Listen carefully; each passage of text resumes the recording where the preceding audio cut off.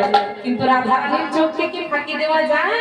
জগৎগুরু কৃষ্ণের প্রেমের গুরু শ্রীমতী রাধারানী দিব্য দৃষ্টি দ্বারা যখন জানতে পারলো এই যমুনার জল হলো বিরজা আর ওই কালো সর্প হলো গোবিন্দ, অমনি তখন করলো কি রাধারানীও একটি ময়ূরের ছদ্মবেশ ধারণ করে নিল।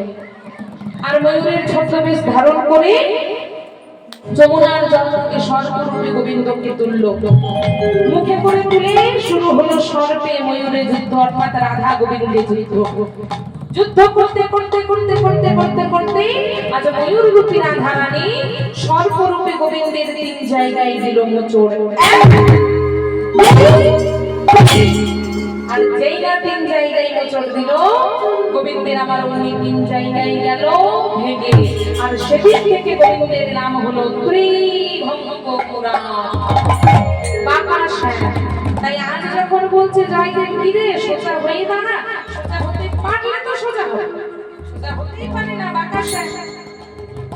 সোজা হয়েছিল কবে? যেদিন নদিয়ায় এসে গৌর রূপে জন্ম নিয়েছিল, তার আগে সোজা হয়নি। তার রাখাল ছেলে বলছে, ও দাদা মশাই, আমি সোজা হতে জানি না, আমি সোজা হতে পারবো না, তুমি এমনিতেই আমার একটি নাম দিয়ে দাও।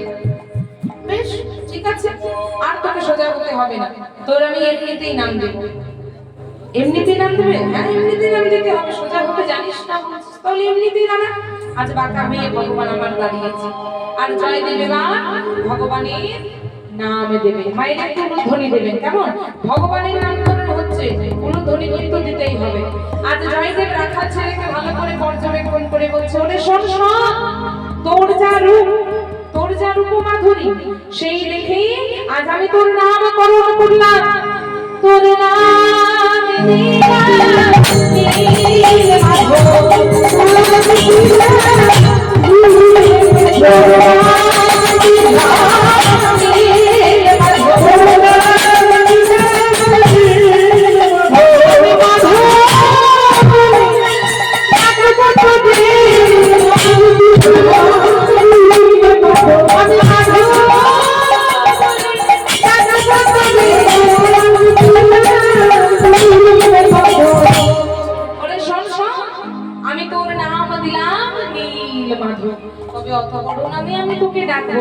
আমি তোকে ছোট করে মাধু বলে ডাকবো। বেশ, তোমার যেটাই ইচ্ছে তুমি আমায় সেটাই বলবে। এবার গোবিন্দের সঙ্গে মানে 5 বছরের ছোট্ট রাখাল ছেলের সঙ্গে দেখা হয়। যত দেখা হয় তত কথা হয়।